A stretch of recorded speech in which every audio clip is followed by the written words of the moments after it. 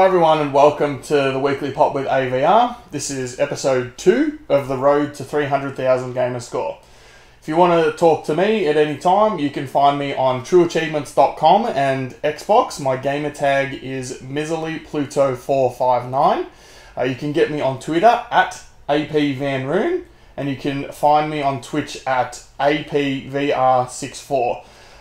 Just want to talk to you about a few things that have happened in the past couple of weeks. I've got my first new follower, which was in response to tweeting about Extra Life. I heard a blog about Extra Life and I tweeted at them and got a follower out of it. So it's exciting for me. I've probably got my first follower now. But yeah, anyway, I haven't recorded in the last 2 weeks. Things just been busy. I've been getting held up. I ordered a laptop 2 weeks ago and it only arrived a couple of days ago, so that was holding me up a little bit. But here we are, we're in episode 2. So I want to talk to you about the games that I've been playing over the past fortnight. I started off early with a bit of Payday 2 with the crew from the Great True Achievement Score Challenge team that I'm in. Played a few hours of that. They're actually really good. Cyrus and Tucky, they carry me a fair bit. I play a supporting role, but you know, they're definitely the ones that are better at the game than I am. Very stealthy they are. I also played a bit of Bulletstorm with my friend Sean, who's also known as Kanchanaburi on Xbox, trying to do a few of the multiplayer achievements. When I played Bulletstorm, I don't think I had any multiplayer. It's back in the dark ages before we had a decent internet connection. But we've got a few things done of that. We're trying to set up some score boosting for the level 65 achievement there.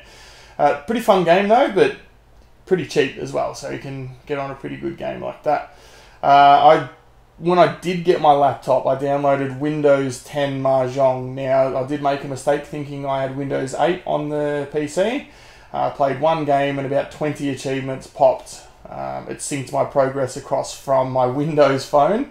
Popped about 20 achievements, and I was like, oh, okay, what's this all about? Realised what was going on, and now I've probably got, as Sean said, maybe a 200-hour grind ahead of me to finish off the last 4 achievements with these gold medals, bronze medals, and all this garbage. So, made a mistake on that, but hey, 900 gamer score for not a whole lot of work is pretty good. I will end up finishing it though. I paid $1.70, $1.80 for a premium no ads account, and it lasts for a month, so I've got a month to smash it all out unless I want to pay another $1.80 or persevere with these crap ads. They're just atrocious. So we'll get on to the Great True Achievement Score roundup. We've had 2 periods, one period finish and a second period is about to finish in less than 12 hours. So period last week, we smashed it. We were 36th position with 16,000 points, which is a drop from the first week, I believe, but still miles ahead of the line for elimination.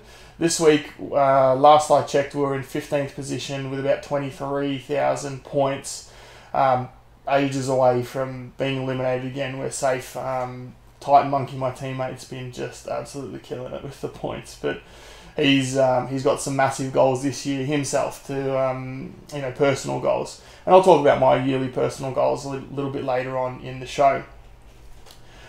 Just while we do that, I'll go into a little bit more of the gamer score roundup. So the gamer score comp roundup, we've got a bonus this week for hitting a multiple of 2017 on the dot.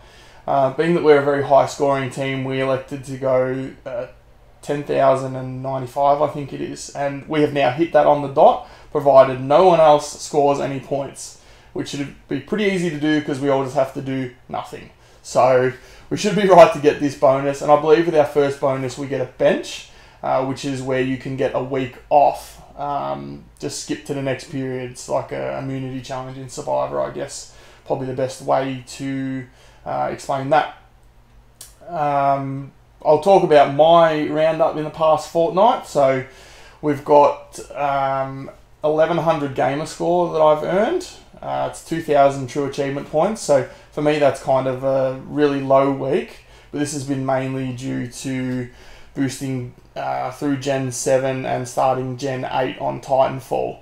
Unfortunately, the achievements for hitting those are worth 0 gamer score, but I really just want to get it done so I can, move on to the next games and start opening those floodgates for the gamer score.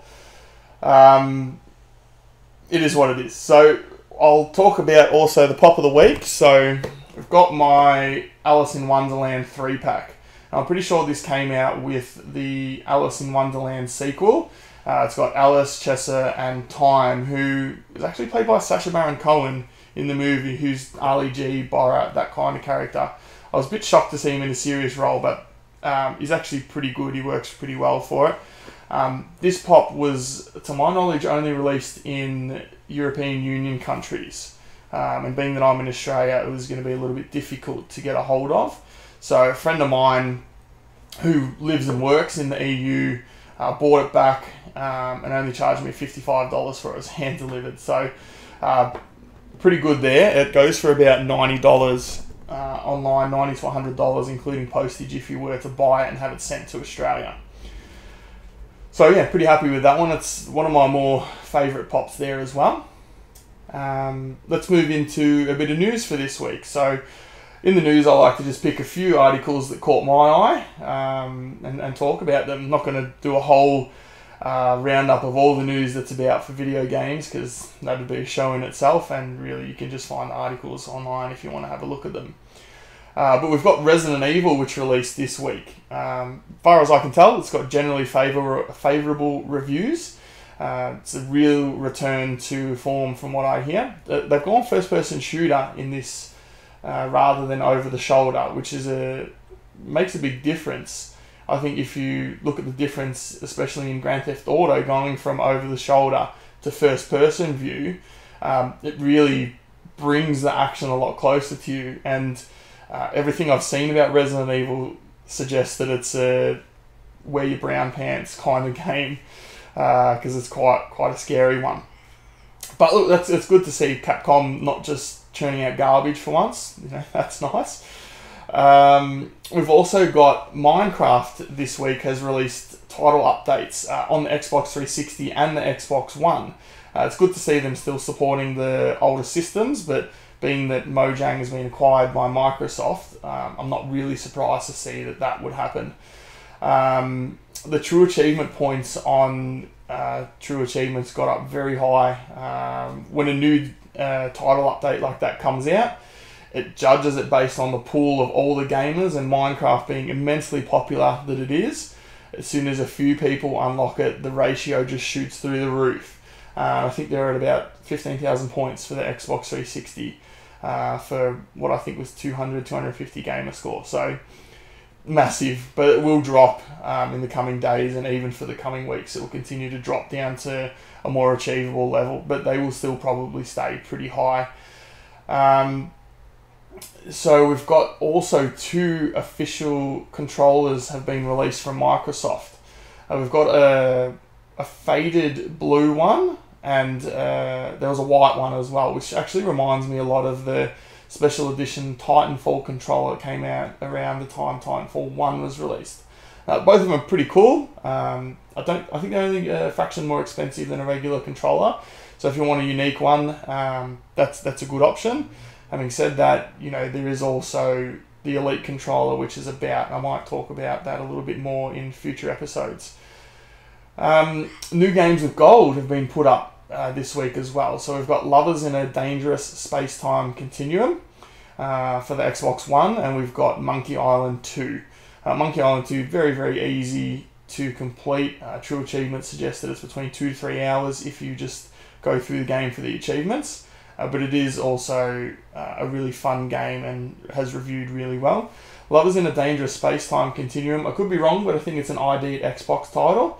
But they're churning out some good games at the moment. They have had some garbage, but Lovers in a Space-Time, Dangerous Space-Time looks like a decent game for a change. So we've got that. It looks like the achievements for Monkey Island 2 are very easy, but the ones for Lovers in a Dangerous Space-Time, for the most part, are easy, about 3/4 of them, but you have a few tricky ones in the back end there, but it doesn't really look like overall it's too difficult of a list.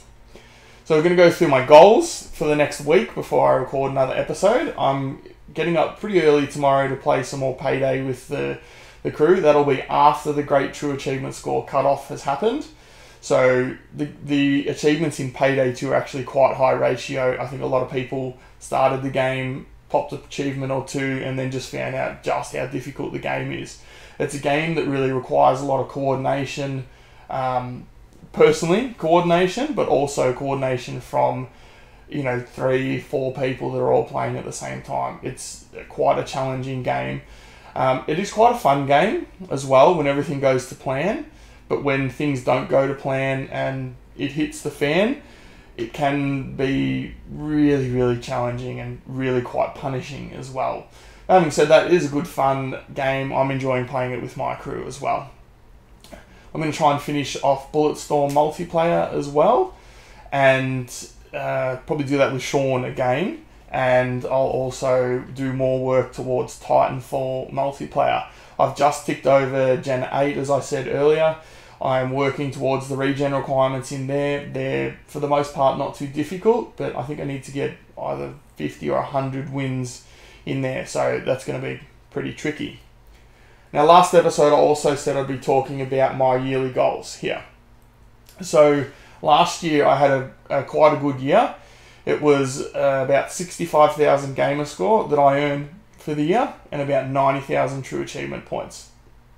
By no means the highest on the True Achievement websites, but for me, I'm really happy with that. It's really good progress, and years ago, I think it took me about 4 years to get to 65,000 gamer score. So to get that in a year is just, I'm wrapped with that. But my score now is about 325,000 True Achievement points. I'm aiming for 400,000 for the year. So it's going to be 75,000 point increase, which is very doable, I believe. It's not an increase on last year, but it is. I would like to have some achievable goals in there so that I can kind of see that I'm hitting those targets too. So far this year, I haven't tracked too much progress towards that or my gamer score. I've been trying to finish Titanfall, which has been taking most of my time up.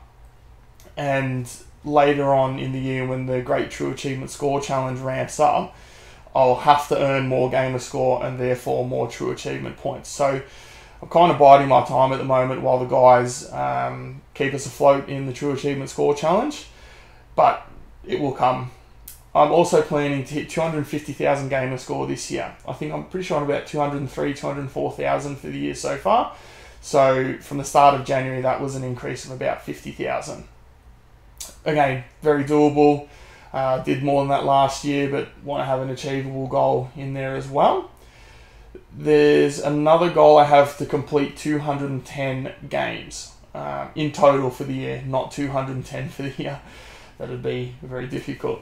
That's an increase of 32 games for me for the year. Again, very, very achievable, but still need to put in that work to get to the 32 games. It's about 3 a month. I have not done 3 for January so far, so I'm lagging a bit behind, but as I said earlier, once the Great True Achievement Score ramps up, I've got a lot of rinse ID at Xbox type games. I've got an achievement completion percentage of 93%. Now, I started the year just under 91%, which doesn't sound like much, but at the moment, I think to increase 1%, that's about 75 achievements. 75 achievements from games I already own.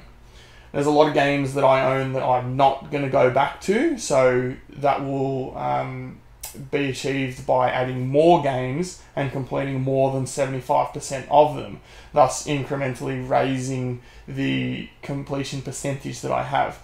I'm smashing it at the moment, but as I add more games like Gears of War and Battlefield 1 with minimum 50 achievements in there, it will dilute what I've got. It'll go down from what I'm at the moment, but then it will come back as I unlock the achievements. So it's going to be a challenging one as well, but again, very doable.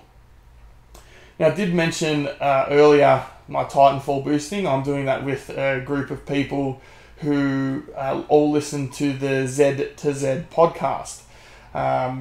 Z to Z podcast is a podcast my friend Tarragon, who I was in the Gamerscore competition with last year, him and two of his colleagues have started a Great True Achievement score. They've started a podcast. And they talk about video games, they talk about achievements, they talk about news. It goes for about 2 to 3 hours, depending on how much content there is for the week and who they're with. I have seen them go as long as 4.5 hours. God, you guys can talk. But it is really a great source of news and entertainment relating to Xbox. I don't listen to podcasts, except for the Z to Z podcast. Now, if you're looking for it, I'm going to put a link to it in the description. But if you want to spell it out, it's ZEDTOZED. Freem will try and tell you that it's ZED, but, you know, not everyone's American, Freem. But yeah, give those guys a listen. I think they're up to about episode 58 at the moment. I'm catching up. I'm about 36, 37. I listen to it in the car. I've got a Bluetooth radio, and I just hook my phone up to it, and it's great. Something to get through the traffic in the mornings on the way to work. We'll move into our underappreciated game of the week. This is one of my favourite games. I don't really think that it got the love that it deserved, hence being in the underappreciated game of the week there. It's called The Darkness. Now, The Darkness has had, I think, what was more critically successful sequel in Darkness 2, but The Darkness 1 is where it all started. I'm sure you guys will get a sense as episodes go on that I'm a real sucker for a story-driven game. The Darkness is a story-driven game. It's open world to some degree. I did actually get a little bit lost in it at times, not knowing where I was going. It was actually a game that I thought I would finish and didn't. I sold the game, I got a bit frustrated, and it just kept lingering in my mind. So I bought it back and I committed to finishing the game. I needed to do another run through to get all the collectibles because I missed some of them the first time around.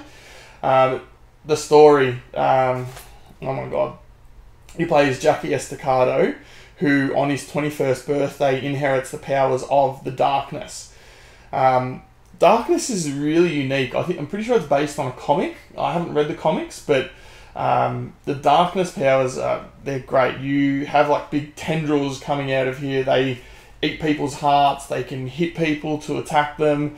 You can sneak up on them and pretty much bite their neck out or rip their head off or something. But you inherit the Darkness. And basically it means it's very difficult for you to die because the Darkness is a parasite leeching on pretty much on your life force. I think its eventual goal is to take over your body.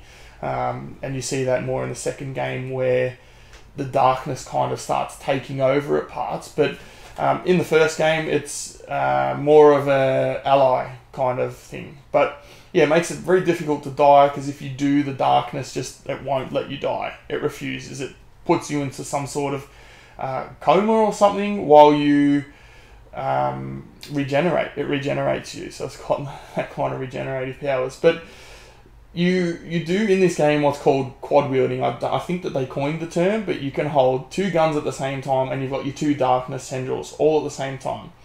It can get really manic on screen when you've got your guns shooting and you've got your Darkness tendrils swinging and biting, and just it's awesome. It's an awesome game, really fun.